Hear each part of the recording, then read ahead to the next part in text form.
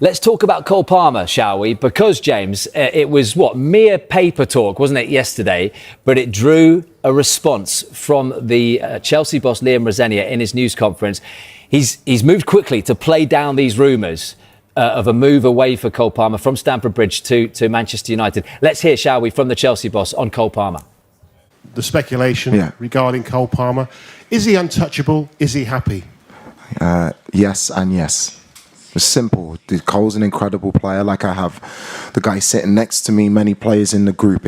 I'm not surprised at the timing. New manager comes in, all of a sudden there's people unsettled. It's not true. Cole is here. He's very happy. There's no reason for an assurance. It's so unrealistic. It's come from nowhere. There's nothing in it. There's no reason to have the conversation. So look, him playing it down very quickly. Anything in it, James? Well, as Liam Rosenior says, he's untouchable and he's happy at Chelsea. He only signed an improved contract last season. That contract takes him up to 2033. Clearly, he's seen as a key player at Chelsea and a key part of the future as well. There have been suggestions from elsewhere that he's unsettled in London. He's unsettled at Chelsea. I think we need to be frank. It's been a troubled season for Cole Palmer, largely because of this injury he's had, this groin injury, which he seems to be dealing with on a week-by-week basis. He's not had a consistent run of matches. He started 11 matches this season. And the links with Manchester United are there because he's been pictured as a child wearing a Manchester United shirt, and the United director of football, Jason Wilcox, was at City and he was heading up the academy there when Palmer was making his breakthrough. I think it feels like a non-starter in this window. I don't think a move is imminent. One thing that's clear is if you're trying to extract Cole Palmer from Chelsea, it's going to be an incredibly expensive deal to do. And clearly, on Chelsea's behalf, there's no willingness whatsoever to let him leave. In an ideal world, he'll be at Chelsea until 2033. Yeah, Dan, that's what the Chelsea fans want to hear, isn't it? But could you see him being tempted at all to go back to the Northwest, homesick or not?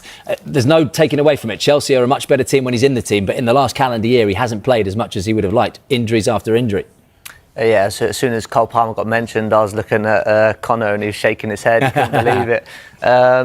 No, I don't see it. Not yet. As James alluded to, it's been a troublesome season for Cole. I think there's still time to establish himself and get back into the sort of England starting 11 reckoning, really. I think he'll be on the plane. I just think he's that good of a player.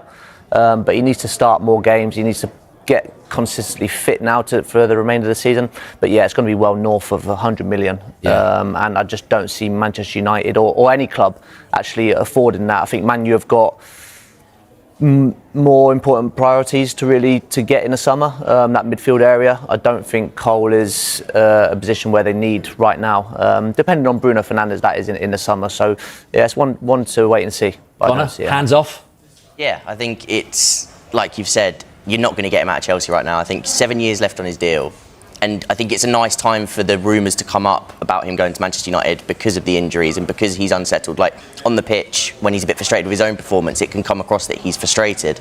And you can kind of use that to make it something that it's not, I think, where you can link him to Manchester United. But I think we're looking at 150 plus million if they're going to let him go on that sort of large contract. They're looking to build a core with him involved in it. The key man behind this deal could be Arsenal sporting director Enzo Fernandez, Reece James. Berta spent 12 years in Atletico Madrid before moving to the Emirates, and he was the one who actually signed Julian Alvarez for the Spanish side in 2024. Sources say Berta is now leveraging those deep connections and his relationship with Alvarez's agent Fernando Hidalgo to see if a move is possible. Where he maybe should have took the surgery a little bit earlier with his injury to give him time to get back and firing before the World Cup. Obviously, I think that's a big factor as to why he's not taking the surgery, because he's looking ahead to that World Cup, but it could end up either playing for him or playing against him. He's fit to play Napoli tonight, so let's see if he starts, but I think that he needs to start building on those performances, as Dan said, and trying to establish himself before the World Cup. It could go against him not getting the surgery.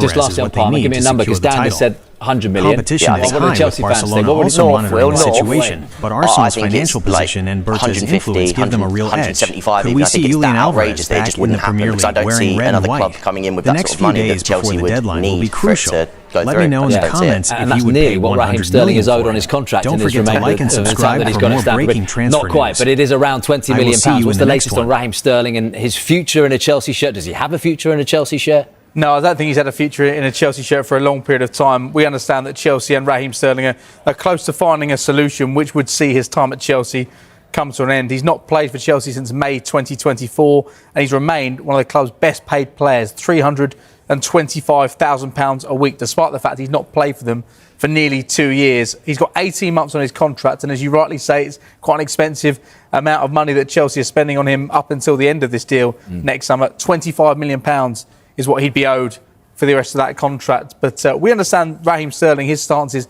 he doesn't want another loan deal. He wants a permanent exit. He, of course, wants to play football. He's not going to get any football at Chelsea. But we understand that there could be an agreement reached in the next few days which would allow him to become a free agent and potentially move elsewhere before the end of this window. Though as a free agent, he could, of course, move whenever he wants before the end of this season.